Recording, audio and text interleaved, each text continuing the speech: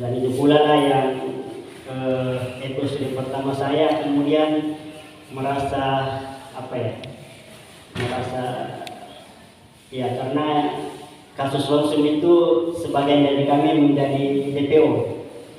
Kami beberapa orang di Sulsel DPO dan bersembunyi di Jakarta. Di Jakarta kemudian mulai ada perenungan gitu. Wah, ini teriakan kita tidak jelas tapi mau mati kita. Ya, mau mati. Diburu-buru polisi, diburu tentara, tapi teriakannya tidak jelas. Teriakan kita tuh hari itu adalah tanah untuk rakyat. Ya, sesuatu teriakan yang tidak jelas. Sehingga di Jakarta kebetulan juga senior kami, Pak Hussein pendiri PPM itu sudah kerja di Jakarta dan dapat kasus sehingga dipesantrenkan masuk di pesantren di Cipinang, dan disitulah interaksinya dengan Habib Rizik. Habib Rizik itu hari sudah di penjara juga, dan mungkin karena interaksinya sehingga Pak Hussein ini ditunjuk sebagai koordinator lapas, koordinator musala dan semua lapas di Jabodetabek. Ditunjuk sebagai koordinator mewakili FPI. Ketika saya ke Jakarta dalam posisi dikejar-kejar, mulai juga resah, teriakan tidak jelas kita mau mati. Akhirnya berinteraksi dengan Pak Hul, diajaklah ke Cipinang ketemu Ustaz Habib. Kemudian saya dalam pencarian itu ya pernah sepekan di Petamburan. Setiap subuh ketemu dengan Habib apa semua. Kemudian pernah sepekan juga di Kebun Jeruk, Jamat Abu. Ya, di sana pas itu hari 10 sepekan di situ ada yang rombongan Jamat Abu dari Palu. Kita di sini di Supi nih. Kemudian pernah di Mampang Perapatan di PKS bersama Pak Sabtu Waluyo, yang kemudian menjadi staf ahli Ustaz Salim Segaf di Mensos. Sering diajak Dora juga Liko dan sebagainya. Kemudian pernah di Mercy semua, tapi sama sekali bahkan sempat berinteraksi dengan Abu Bakar Basir di Cipinang juga pada saat di antar sama Pak. Dan tidak ada yang ya sekedar begitu aja. Pada saat itu juga lagi ada memperingati hari puncak hari anti korupsi sedunia. Saya kontak ke Aswar, dan jujur memang salah satu kajian kita di NGO, khususnya di Hutan Kayu, Komunitas Hutan Kayu dan GLB, untuk wilayah Sulsel ini kondisi objektifnya untuk pergerakan itu masih basis secara kondisi objektif. Basis yang paling kuat itu adalah basis GIT. Bacaan analisis perubahan sosial pada saat itu ada itu, bahwa kondisi objektif di Sulawesi Selatan yang bisa menggerakkan perubahan sosial itu masih basis GIT. Dan salah satu personifikasi pada saat itu adalah Ustadz, anaknya KH. Kemudian inilah yang direkomendasikan oleh masyarakat anti korupsi di Indonesia untuk, karena kebetulan Makassar yang ditunjuk sebagai tuan rumah, maka saya diusulkan untuk menemui beliau. Kalau tidak salah itu hari saya ketemu di ruangannya di DPD, dan saya sampaikan bahwa akan ada event peringatan hari anti korupsi sedunia di Makassar, tepatnya di Monumen Mandala. Dan Ustaz, saya itu hari ini memanggil Ustaz, masih panggil kakak karena menganggap senior dia ini kasus yang di Jawa, diminta untuk mewakili Sulsel. Terus terang itu hari Aksa Mahmud dan sebagainya kita tidak hitung sebagai sebuah personifikasi Sulsel, dan tidak dikasih panggung pada saat peringatan hari anti korupsi sedunia. Seingat saya Ustaz mengatakan pada saat itu, ya saya tidak janji bisa ada karena saya mau naik haji, tapi nanti saya kabari. Saya pulang ke sini diskusi sama Kak Aswar, akhirnya beliau hadir. Dan di situ juga lewat Kak Aswar saya kenal dengan almarhum Pak Sirajudin. Almarhum Pak Sirajudin bersama Ustaz Saludin dan Ustaz Wahid Ismail. Beliau juga ini yang kami libatkan sebagai panitia eksternal untuk peringatan hari anti korupsi sedunia, yang bertugas untuk menyambut Ustaz Nur Hidayat Wahid sebagai keynote speaker di peringatan puncak tersebut dengan Mandala. Dan rutenya itu hari pas dijemput di Bandara Lama, dibawa ke liburan makan nasi kuning, baru naik beca ke Monumen Mandala. Tetapi Uceng DKK, Hussein Abdullah, gengnya paksa, karena rupanya bersamaan paksa dengan Nur Hidayat Wahid datang. Tapi paksa Nur Hidayat Wahid naik di mobilnya, Pak Sira almarhum paksa dia naik di mobilnya Isamuddin karena sudah begitu keputusan rapat di Perak itu. Dan disitulah saya lihat konsistensinya Pak Sira almarhum begitu keras, walaupun paksa dan lawan, tetap Nur Hidayat Wahid ikut di mobilnya Ustaz Isamuddin dan berjalan. Kami bersitegang dengan Hussein Abdullah CS karena rupanya istrinya paksa sudah masak di Heri Anwar Pak untuk menjamu Nur Hidayat Wahid, ketua MPR. Tapi kita tidak kasih di rumah. Akhirnya salah satu solusinya supaya tidak tegang antara kami dengan Hussein Abdullah CS, akhirnya paksa dikasih forum juga. Dikasih forum naik berbicara di panggung di Monumen Mandala. Dan saya dapat komplain dari Jakarta, paksa Mahmud yang dianggap sebagai Cina hitam diliwatkan. Ya itulah persinggungan awal. Setelah itu saya banyak berinteraksi dengan Pak Sira, sering datang ke Perak, ke sekolah kami, dan sering berdiskusi di rumahnya, dikasih buku-buku apa semua. Dan pada saat itu kalau tidak salah mau kongres KWPSI di Bulukumba, kongres ketiga. Akhirnya saya bilang sama Pak Sira, insya Allah Ustaz, kami di sini saya siap membawa gerbong saya untuk bantu-bantu kongres Bulukumba. Karena kita sudah bantu saya di kongres anti korupsi. Saya bantu, ya bayangan saya itu hari ya cuman sekedar pengantar undangan saja, pengantar undangan, pasang-pasang spanduk. Tapi luar biasa, pas rapat di Alauddin, orang Hidayatullah pertama yang saya lihat itu selain Ustaz Asis ada Ustaz Sarmadani sama Ustaz Soleh menggunakan mobil kiri warna merah. Datang bawa air dos, kemudian mau wudhu di samping. Ada diskusi yang saya tangkap antara Ustaz Soleh sama Pak Dhani terkait dengan yang tidak ada SIM, dan Ustaz Soleh mengatakan SIM itu aturannya negara lain. Dalam hati saya, boleh juga ini. Boleh juga diskusinya, dan inilah artinya yang kita carikan semangat perlawanan kita terhadap negara. Boleh juga ini. Akhirnya berlangsung di teras masjid di Alauddin, ada papan tambahan saya tidak menduga, tidak menduga. Kemudian saya diamanahkan menjadi sekretaris panitia. Saya bilang sama Pak Sira, tidak usah, saya siap bantu, saya undangan. Nah, sejak itu banyak membaca bahan-bahan KWPSI apa semua, dan saya berpikiran bahwa ini dokumentasi yang sangat mahal. Dokumen ini perserahkan apa semua dari Kongres 1, Kongres 2, kemudian Kongres 3 Bulukumba banyak kan. Akhirnya saya bilang sama Sira bagus dibukukan ini. Rencana awal sih buat proceeding aja, karena memang pengalaman kami di NGO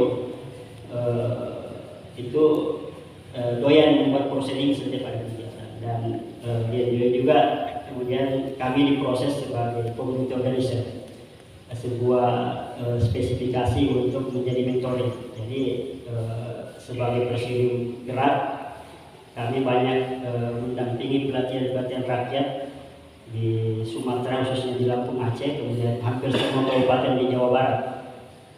Makanya saya bilang sering sama teman-teman di PPM, saya ini punya dua dosa syariah dan dosa sosial.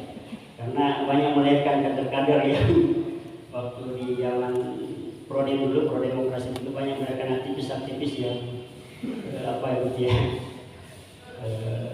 yang tidak sesuai dengan pikiran kita sekarang ini. Kemudian singkat cerita, ketemu dengan Ustadz di Bulukumba semua, dan proceeding itu saya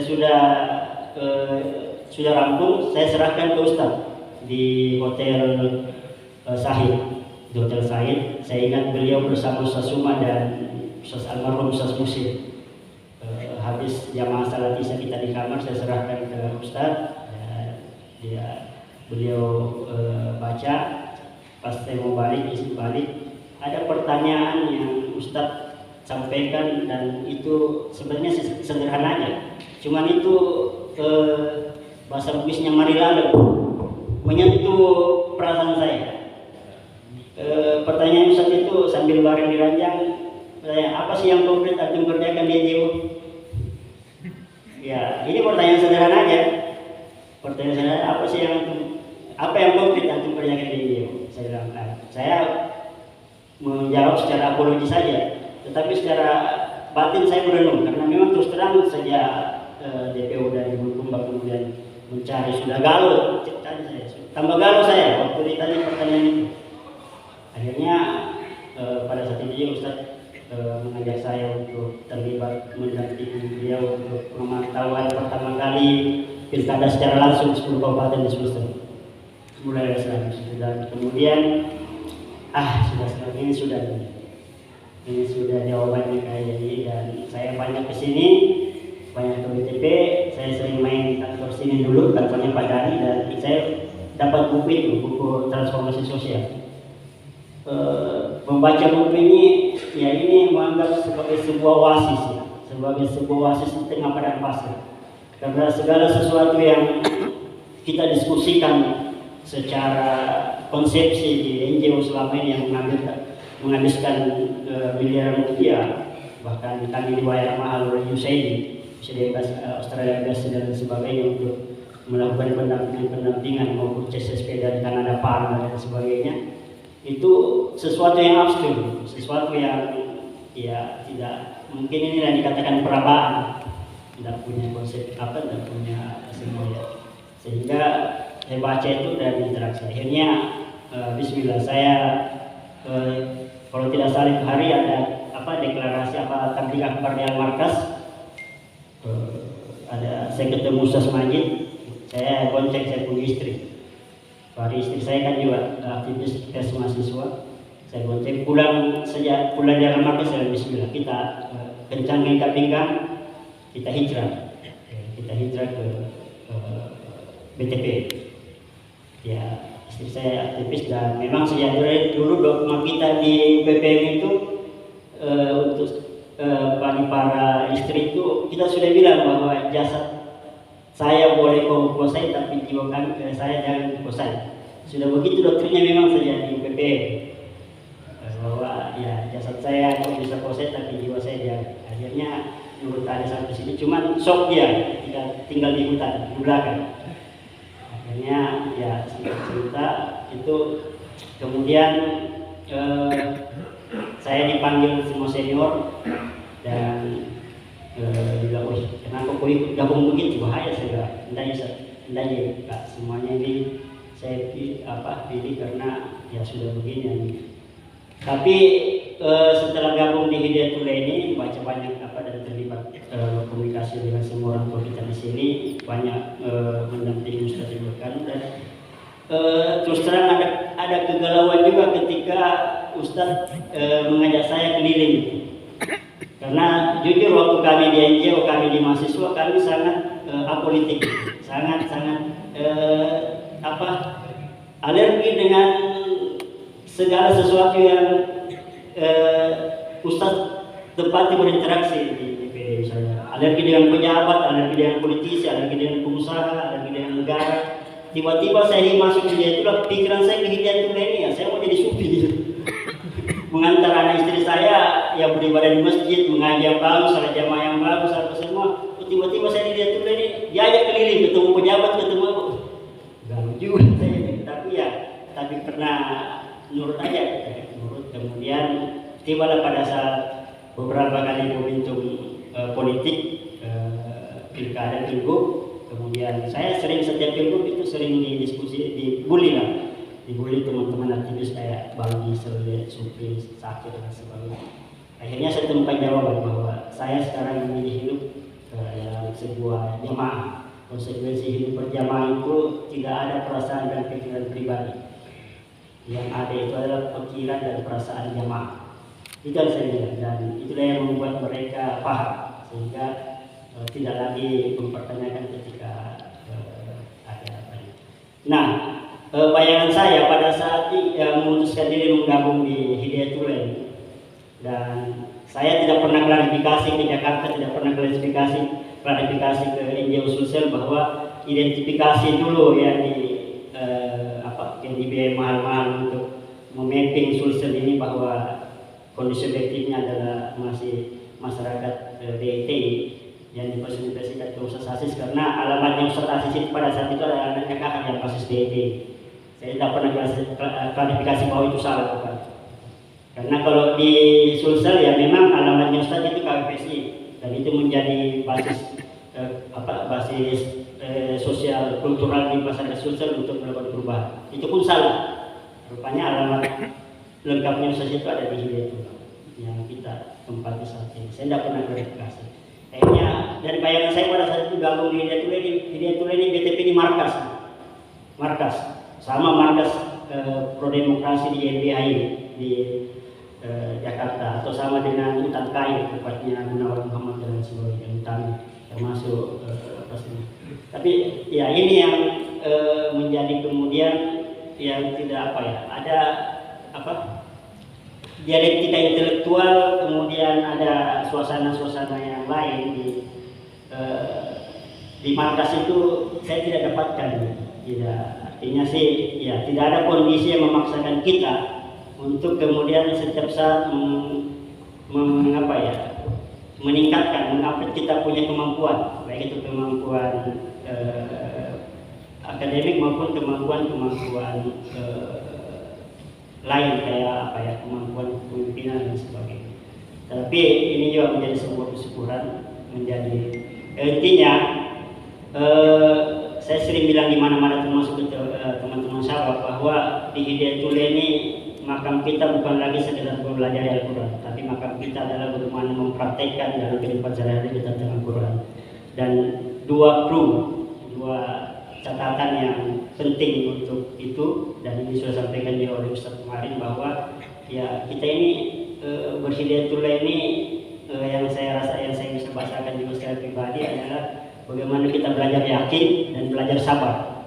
Yakin dengan konsep yang kita pahami, yakin dengan metode yang kita pahami, yakin dengan manhaj yang kita pahami, kemudian kita bersabar menjalankannya. Tetapi yakin dan sabar ini butuh pensuasanaan. Pensuasanaan itu ya harus ada lingkungan, ada dia. Dan syukur alhamdulillah kita punya pondok, kemudian ada uswah, ada bimbingan, ada suri teladan yang kita pakai. Syukur alhamdulillah. Ya kalau misalnya dalam kampus sekitar 2 hektar ini kita tidak bisa terapkan, minimal di masjid ini sebagai epicentrum gerakan peradaban Islam. Ini etalasenya. Jujur, mungkin ini pengalaman empirik saya, perasaan saya secara empirik. Masjid ini sebagai epicentrum gerakan di BTP, sebagai epicentrum gerakan peradaban, begitu beda suasananya ketika kita masuk masjid ini dan melihat langsung ada Ustaz Majid di sini dulu. Ada Ustaz Suma, ada orang tiga Ustaz. Apalagi kalau kumpul semua. Dengan suasananya ketika beliau-beliau tidak ada. Sesuatu yang hilang. Ya inilah yang kemudian mengantar saya memberanikan diri sering mengatakan bahwa Ustaz-Ustaz senior di Hidayatul ini adalah maha guru kehidupan. Guru besar kehidupan, bukan profesor yang kayak di Unhas atau karena profesor ini ya boleh jadi dia guru besar di akademiknya, boleh jadi dia guru besar di fakultasnya, prodinya, tapi belum tentu dia menjadi guru besar di rumahnya, belum tentu dia menjadi guru besar di lingkungannya. Tapi ustaz-ustaz sih kayak Ustaz Mahai, Ustaz Suma, Ustaz Asaf, jangankan dia berbicara, hadir saya di tengah-tengah kita itu sudah memberikan spirit yang luar biasa. Dan itu saya rasakan ketika 5 waktu kita di masjid, kita masuk ada Ustaz Majid sudah duduk di sini bersilah semua, itu enak rasanya, sweet gitu. Itu ibaratnya anak ayam yang ada hidupnya gitu. Tetapi kalau berhari-hari tidak ada orang tua kita di sini, lain, ada sesuatu yang hilang. Nah, belum lagi kalau di luar gitu, ya wajarlah dengan resource yang kita miliki, keterbatasan yang kita miliki, mungkin ini belum bisa kita terapkan di lingkungan 2 hektar ini, tapi minimal di masjid. Itulah yang saya rasakan pergulatan pemikiran dan perasaan saya selama jujur ya guncang saya Waktu S2 saya ngangkat S2 itu biasa-biasa aja. Secara sintitasi, proses penulisan skripsi, tesis itu saya lalui dan itu A gitu kan. Tetapi di S3 ini begitu ngangkat itu awal-awalnya sih saya pede pada saat kuliah, karena kuliah itu kan selalu mengaitkan dengan apapun mata kuliahnya itu mengaitkan dengan judul disertasi yang kita angkat. Dan saya setiap kuliah, baik itu pelajaran dan kuliah apa, semua bicara tentang sistematika wahyu. Bahkan ada dosen saya bilang ini, kalau Pak Irfan masuk kuliah kayak pesantren kilat kita. Tapi saya pede aja, begitu tulis disertasi, ya saya japri beberapa orang. Saya terus terang pergulatan perasaan dan pemikiran itu ada. Bahkan saya kadang berlama-lama tidak itu hanya bisa nangis gitu. Luar biasa ini manhaj sini, luar biasa sistematika wahyu yang ditulis oleh orang yang berlumuran dengan dosa gitu. Saya sering, mungkin saya jawab Ustaz Asi, saya jawab beberapa orang juga, saya sampaikan itu. Dan saya sudah pernah, dengan tidak malu saya, karena ini terlanjur sudah, inilah juga bahayanya medsos ini. Bahayanya karena rekam jejak digital kita ada. Saya sering membuat status di Facebook itu tentang disertasi apa. Saya bilang, kalau saya mundur ini, bagaimana juga, malu juga saya ini. Saya sudah pernah berpikir untuk mundur. Tidak kuat saya nulis ini. Tidak kuat. Nah, selama berbulan-bulan, butuh waktu khusus untuk ini, bahkan sempat ada turbulensi. Dengan terus terang, ini menjadi pil pahit bagi saya, menjadi obat. Ya walaupun pahit menjadi obat, ternyata akhirnya memang begitu, bahwa ini menjadi salah satu bukti apa yang disampaikan Ustaz Aziz, bahwa konsep sistematika wahyu bukan sekedar konsepsi saja yang sebatas kajian. Ini harus dipraksiskan, ini harus diempirikkan gitu. Dan mungkin dengan kasus turbulensi saya itulah yang kemudian membuat saya bukan mengawang-awang, membuat sebuah kumpulan teori-teori yang mensosiologikan antara teori sosiologi perspektif barat dengan sosiologi perspektif Islam dengan basis epistemologi yang berbeda, tetapi memang secara praktis saya rasakan. Dan itu tadi dua clue yang saya bisa rasakan dan dipertegas kemarin disampaikan oleh Ustaz Aziz, bahwa ya kita ini belajar yakin dari hasil wawancara saya kepada semua muassis pendiri Al-Bayan, baik secara langsung wawancara maupun dengan Ustaz Suma, karena persoalan teknis saya kirim saya pertanyaan bahwa dia jawab tulisan, beliau jawab tulisan. Hampir dua kesimpulan saya, bahwa Hidayatul ini eksis baik itu di Gunung Tembak maupun di mana-mana, itu karena keyakinan, tingkat keyakinan daripada para muassis pendiri dan kesabaran dengan ada jaminan lingkungan dan usaha yang baik. Itu yang saya kemudian yang kedua, ini yang penting, ini mungkin bebannya sama Pak Firman. Semua narasumber yang saya wawancarai, baik itu eksternal maupun internal, tidak ada pun satu narasumber yang tidak menyebut Hidayatullah, suara Hidayatullah. Artinya bahwa peran media sangat penting untuk sosialisasi. Karena kalau teorinya Peter Berger untuk konstruksi peradaban, kalau yang saya dengar di Hidayatullah ini kan yang sering akrab di telinga saya itu kan internalisasi kemudian eksternalisasi. Internalisasi itu adalah al-alaq al-kalam, bahkan dikasih masuk al-musammil. Kemudian kalau eksternalisasi itu ada al-mudatsir dan ujungnya al-fatih. Tapi kalau kita menggunakan visual analisis Peter Berger, sebenarnya ada objektifikasi dari hasil internalisasi yang kita pahami, menyerap nilai-nilai wahyu itu kemudian divisualisasikan dalam bentuk regulasi. Ya mungkin kita al-musammil itu adalah sebuah wujud objektivasi yang kita regulasikan dalam gerakan nawafil, ya GNH, bahkan ada sanksi, ada apa semua. Itulah yang dimaksud kalau kita meminjam visual analisis dari Peter Berger. Nah inilah yang kemudian saya bisa tangkap, bahwa ya berhidayatul itu bagaimana kita melatih keyakinan kita, melatih kesabaran kita dan mensuasanakannya. Ya syukur alhamdulillah. Kalau panjang lebar kita di NGO kemarin bahwa prasyarat perubahan sosial itu semua ada di Hidayatullah. Semua ada di Hidayatullah. Sejak dari dulu 98 ini saya sudah nulis ini. Waktu saya masih aktif di LBH saya sudah tulis prasyarat perubahan sosial itu ada 8. Dan semua dimiliki oleh Hidayatullah. Satu yang tidak dimiliki oleh gerakan NGO adalah basis nilai. basis komando, basis teritori, prestasi pendidikan, prestasi politik, basis massa mereka punya, basis massa juga tidak jelas.